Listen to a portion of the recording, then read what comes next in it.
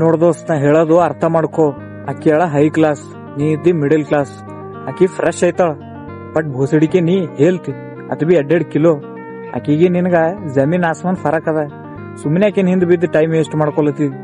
ಈ ಮಂದಿ ಎಲ್ಲ ಹೇಳ್ತಾವ ನನಗ, ನೀ ಡೈಲಿ ಕಷ್ಟ ಪಡ್ತಾ ಇರು, ಪಕ್ಕ ಒಂದಿನ ಸಕ್ಸಸ್ ಐತಿ ಅಂತ.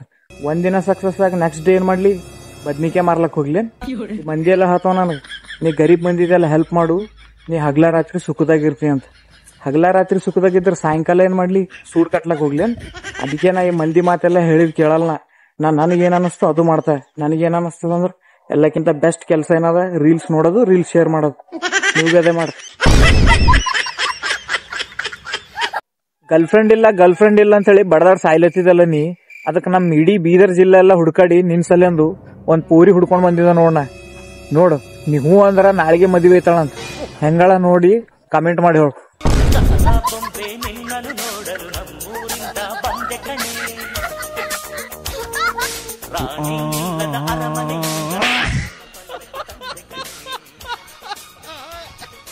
ನಮ್ಮೆಲ್ಲರ ಫ್ರೆಂಡ್ ಸರ್ಕಲ್ನಾಗ ಇಂಥೊಬ್ಬ ಫ್ರೆಂಡ್ ಇದ್ದೇ ಇರ್ತಾನ.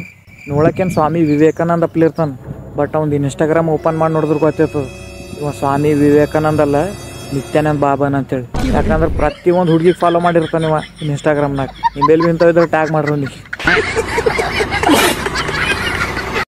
ನೋಡ್ರಿ ಗೈಸ್, ನೀವು ಬಿ ಚಂದ ನೋಟಿಸ್ ಮಾಡಿ ನೋಡ್ರಿ ಒಂದ್ಸಲ. ಇವಾಗ ಯಾರ ಥರ ನಿಮ್ಮ ಫ್ರೆಂಡ್ಸ್ದು ಇಲ್ಲ ನಿಮ್ಮ ರಿಲೇಟಿವ್ಸ್ದು ಬರ್ಡೇ ಇತ್ತು ಅನ್ಕೋರಿ, ಅವ್ರು ಏನು ಮಾಡ್ತಾರೆ ಗೊತ್ತು, 4-5 ದಿನದಾಗ ಬರ್ಡೇ ಅದ ಅಂದ್ರೆ ಅದಕ್ಕಿಂತ ಪೈಲೇನೆ ಅವ್ರ ಬಲ್ಲಿ ಇದ್ದಿದ್ದು ಚಂದೊಂದು ಫೋಟೋ, ಅಂದ್ರೆ ಹೊಸ ಡ್ರೆಸ್ ಹಾಕೊಂಡಿದ್ದು ಇಲ್ಲ ಹೊಸ ಪ್ಯಾಂಟು ಶರ್ಟ್ ಹಾಕೊಂಡಿದ್ದು ಫೋಟೋನ ಇರ್ತದ ನೋಡ್ರಿ. 100 ಫೋಟೋ ಇಳಿಸ್ಕೊಂಡಿದ್ರಾಗ ಅದ್ರಾಗ ಒಂದು ಫೋಟೋ ಚಂದ ಬಂದಿದಿರ್ತದ ನೋಡ್ರಿ. ಅಂತ ಫೋಟೋ ಅಂಬೋದು ಇನ್ಸ್ಟಾಗ್ರಾಮ್ನಾಗ ಫೇಸ್ಬುಕ್ನಾಗ ಅಪ್ಲೋಡ್ ಮಾಡ್ತಾರ ಅವ್ರು.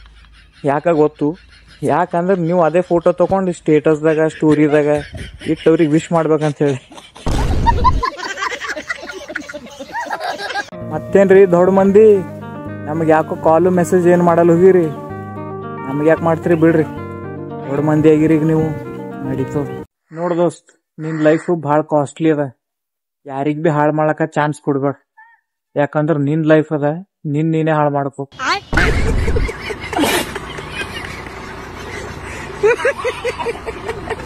ಅವನೇ ಬ್ಯಾಂಕಿನಾಗ ಜಾಬ್ ಮಾಡೋರು ಅಲ್ಲೇನ್ ಕೆಲಸ ಮಾಡಕ್ ಹೋಯ್ತಾರ, ಏನ್ ಲಂಚ್ ಮಾಡಕ್ ಹೋಯ್ತಾರ ಒಂದು ಗೊತ್ತಾಗಲ್ಲ ನೋಡ್ರಿ. ನೀವು ಯಾವಾಗ ಬಿ ಹೋಗ್ರಿ, ಅವ್ರ ಲಂಚ್ ಟೈಮ್ ಆಗ್ಯದ ಅಂತ ಹೇಳ್ತಾರ. ನಿಮ್ಗೆ ಬರೀ ತಿಂಬೋದು ಹೇಳೋದು ಅದೇ ಮಾಡತ್ತಾರ ಬ್ಯಾಂಕಿನವ್ರು. ಅವನೇ ಹಾಸ್ಪಿಟಲ್ನಾಗ ನರ್ಸ್ ಆಗಿ ಕೆಲಸ ಮಾಡೋದು ಭಾಳ ಕಷ್ಟ ಅದ ನೋಡ್ರಿ. ಯಾಕಂದ್ರೆ ಅಲ್ಲ ಹಾಸ್ಪಿಟಲ್ದಾಗ ನರ್ಸ್ ಏನು ಮಾಡ್ತಾಳೆ, ಪೇಷಂಟಿಗೆ ಬಚಾಸ್ಲಕ್ಕ ಟ್ರೈ ಮಾಡ್ತಾಳೆ. ಬಟ್ ಅದೇ ಪೇಷಂಟ್ ಏನು ಮಾಡ್ತಾನೆ, ಆಕಿಗೆ ಪಟಾಸ್ಲಕ್ಕ ಟ್ರೈ ಮಾಡ್ತಾನೆ. ಅದಕ್ಕೆ ಹಾಸ್ಪಿಟಲ್ದಾಗ ಬೆಡ್ ಚಾರ್ಜ್ ಜಾಸ್ತಿ ಇತ್ತು.